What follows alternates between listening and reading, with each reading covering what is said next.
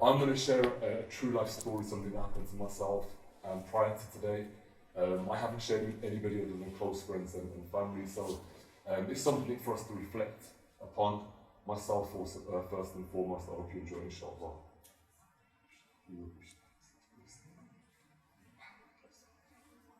Bismillah. I'd be awoken by the sound of adhan, coupled with rays of sun that would come through the bars and hit me in the face. And no matter where I turned, you couldn't escape the heat. I was in a cell 20 meters long, the same width as this room. 20 meters, probably 1.5 times the length of this room. Asbestos roof, corrugated iron shell, and bars that ran from knee height to the ceiling. Open bars that you could put your hand through and feel freedom with your hands.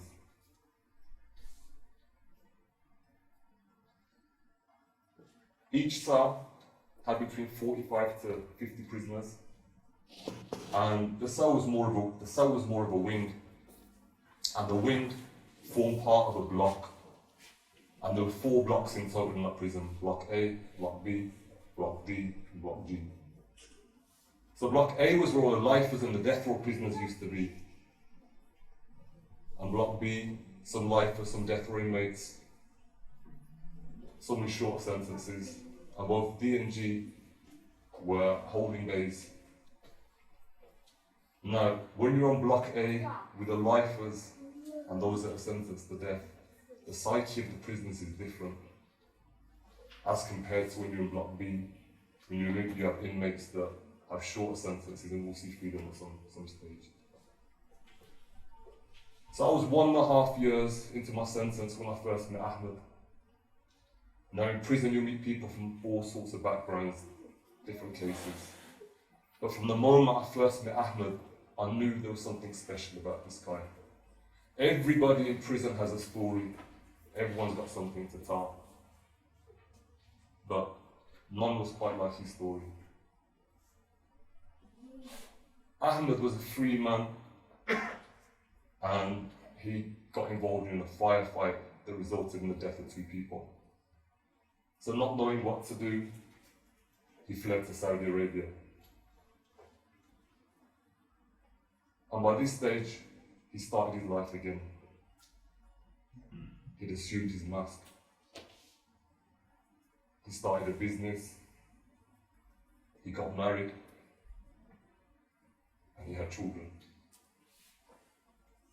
But the underlying thing always tore away at him, the guilt of what he'd done. So you can imagine this went on for a few years, and with time, he realized the only thing he can do is hand himself in and face justice. So I'd like you to imagine and just picture yourself now. You're free, you've started a new life, you're married, you've got 3 young children, and you're going to hand yourself in, you're going to return to your home country, you're going to hand yourself in, knowing that you will be sentenced to death. And Ahmed joined me in prison. I first met him, about 5'9", athletic build, bearded, always wore an Arabic imam on his head, and would either wear a robe, white thobe, or prison uniform. And he was always smiling, always encouraging other prisoners, giving them hope, talking to them, praying with them, fasting with them.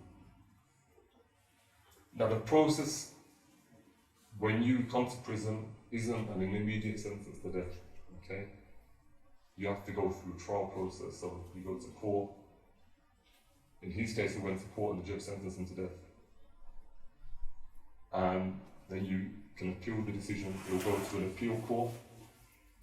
And again, when he went to the appeal court, the judge upheld the verdict. And then he goes to the Supreme Court, which is the final court, and again, he's sentenced to death.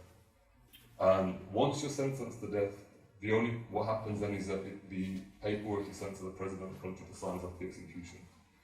And you have to understand, the reason I say you have to understand the psyche of death row inmates and lifers is they've always got that in the back of their mind as they do the sentence. So Ahmed was 3 years. That process took 3 years for him, and he was wallahi one of the nicest people I've ever met in my life. In fact, he was a godsend for me and my friends, because when we had trouble and turmoil with the governor, the letters we would write, we'd give to him, and he'd sneak him out of prison through some of the guards of his friends and family members, our solicitors and our legal team. So he was an absolute godsend for us. Now, I remember the day when he was informed that the next day may be his execution. So he requested that he spend the night in solitary confinement because he wanted to be closer to his Lord. And the next morning, the negotiations start, as in line with some countries that practice that form of Sharia law. The family of the killer have the opportunity to negotiate with the family of the deceased of whether they will forgive and pardon and accept blood money. So during the course of the negotiation, Ahmed's uncle had travelled over to America to negotiate on his behalf, but unfortunately came to no avail. And during the course of that negotiation period, Ahmed himself expressed that there was no point continuing, and this is the reason why he handed himself in. Now, Ahmed was then led to prepare himself to be executed, and he requested to the governor that he is able to give his friend salam. And I'm fortunate to have been one of those people that he requested to see.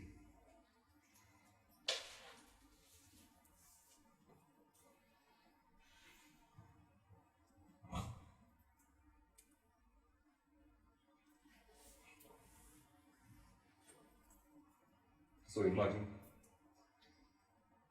I'm being led to see my friend that's going to be executed. And I saw a sight that was amazing. Some of the prison guards were nasty.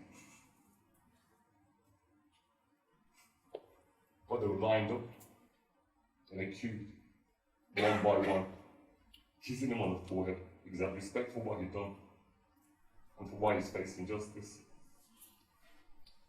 And when I approached him, I couldn't contain myself. I started to cry like a baby. And he consoled me. Here's a man that's going to be executed,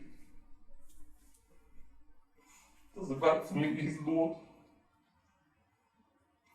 And he's consoling me. He said, Akhi, lesh tabki. He said, my brother, why are you crying? And he said three words that are so powerful. They've had a bearing on me since that day. He said, Hada li tuhura. This is my purification. And wallah, his face was beaming with nur, beaming with light. Because he wanted to face justice in this world and not wait till the hereafter. So we gave him salam and we were led back, and all the way to the point I was led back to my cell. We were all making dua for him, hoping that it might be a last minute reprieve. And the execution process isn't tying you behind the back, blindfolded. They lay you face down, bare chest, bare back on the floor. The prison doctor comes and marks 3 crosses when they listen to the position of your heart. And they lie you down, and you feel the cold steel barrel of an AK-47 in your back. And we were back in our cell and we heard bang, bang, bang, 3 shots, quick succession. And then a few seconds later, bang, bang, bang, 6 shots in total. And the soul of Ahmed left this dunya. We often forget, don't we? We often live by these masks and we forget who we are. And we all know, I know, you know, we all know people that do things in this dunya, do things in this world, and you think you got away from it, you think you escaped justice. So many people I know, you're a Boss Case fan, you're got off. We all think that this life, we can do what we want and evade justice, and that there'll be no recompense for our sins. But here you have an example of one person that felt it so much that he was willing to sacrifice his dunya for his akhirah. Please don't clap. I just request that you make dua for his wife and his children. Thank you. Stop.